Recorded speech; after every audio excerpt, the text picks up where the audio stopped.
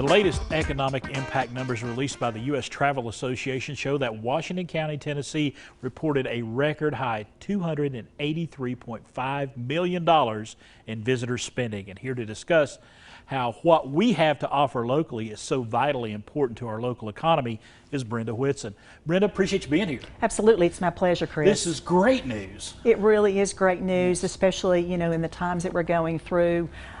We have, to have a record year with tourism is awesome, and I think that it sheds light on how important tourism is to our local economy and to our state and to our nation. When y'all received this, did it kind of, with everything going on with the pandemic, did you expect these numbers to be like they are? We really did expect them to be up because we knew we had had some really great events and lots of things going on, and we had felt like our numbers would be up, yes. And we do have some, we don't have like a Dollywood. We don't have an amusement park here. We don't have those. But we have great outdoors that we can share with folks from all over the country. Absolutely. And I think, now people are really looking at the outdoors and those shorter, getaways. And so we're the perfect destination for that because we do have so many wonderful outdoor amenities. When you look at within, a mile and a half of downtown, you've got the Tweetsie Trail. That's great for the entire family. Even the puppy dogs you can bring around. And so if you don't have a bike, there's 2 local bike shops that rent the bikes very affordably. And it's just a great place to go and spend time outdoors and have the family there. And you got places like Hands-On Museum, you got the Tweetsie Trail like you mentioned, we got places like Quantum Leap. It may be indoors, but they're doing everything very safely. Absolutely. I know both of those attractions, particularly Hands-On, they have the Tennessee Pledge on their door as soon as you walk in, and they are doing things differently. And you have to make those reservations for, any kinds of groups and things. You buy your tickets ahead of time so there's no contact that way. And you still get that same great experience when you go in there. They're just not able to give you that guided tour and to give you the back part of the information, but it's still a wonderful day indoors to, you're actually learning, but you don't realize you're learning. You're having a fun time doing it. And then you mentioned the Tweetsie Trail.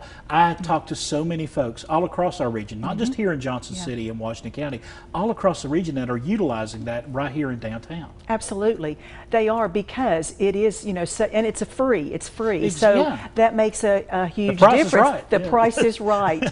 And, and if those kids, want to do some other things besides, ride their bikes, there's lots of outdoor elements to the Tweetsie Trail. Besides that, you get the nature, you get the plants that are there, you get to see the beautiful surroundings of the mountains. You see, you can even almost look down into the limestone cave that's out there. Oh, I love it. I love it. And if you got kids, and they're wanting to get some energy out, places like Quantum Leap are a great asset to downtown Johnson City. They really are. It's a great place that kids can go and do laser tag and get all that energy just going and then be exhausted when they're finished. But it is a great place that they can have a really, really good time. And we were talking about those numbers, and you talk about money, and tax revenue is definitely up. I mean, these numbers generate. I was going to make sure I got my numbers right here. $6.49 million in local tax revenue just from tourism. That's right, just from tourism.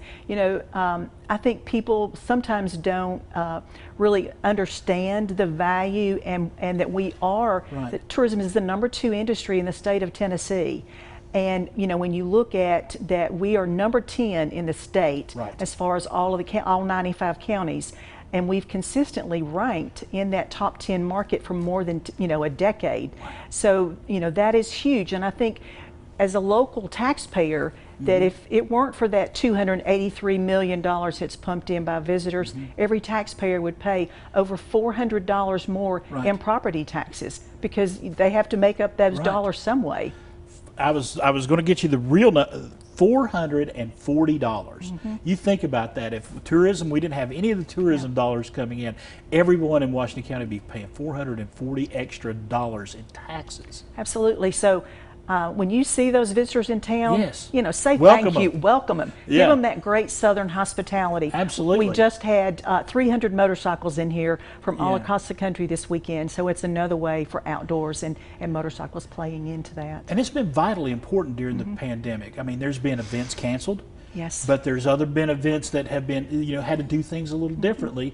It's a testament to the folks in our region that they're being able to roll with the punches on this. Well, I think in times like this, you rediscover yourself and you learn how to show people the virtual experiences they can have at place, and so that when they're ready to travel, they know that they can travel here and travel safely.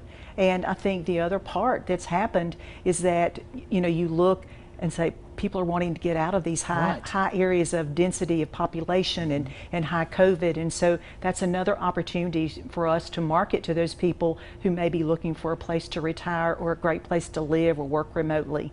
And I love the fact too, jobs. Jobs. Jobs are being created because of tourism. Over 2,000 jobs just in our region alone because of tourism. Absolutely. It's a whole picture. Right. It's the visitor spending, it's the local taxes, it's the state taxes, it's jobs, it's payroll.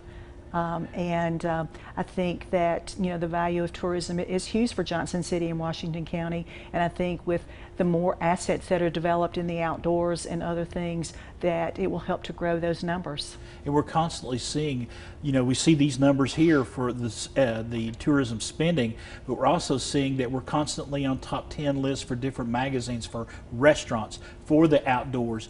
We're just constantly being in the top 10, and that makes it easy for you all to sell this region and tourism-wise.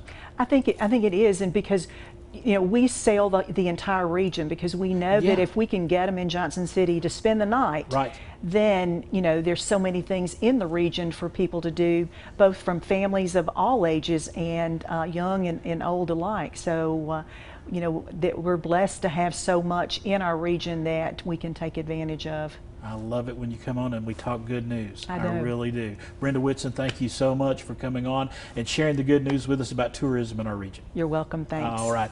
It is visitjohnsoncity.com for more information. Folks, there's a lot going on right here in our own backyards.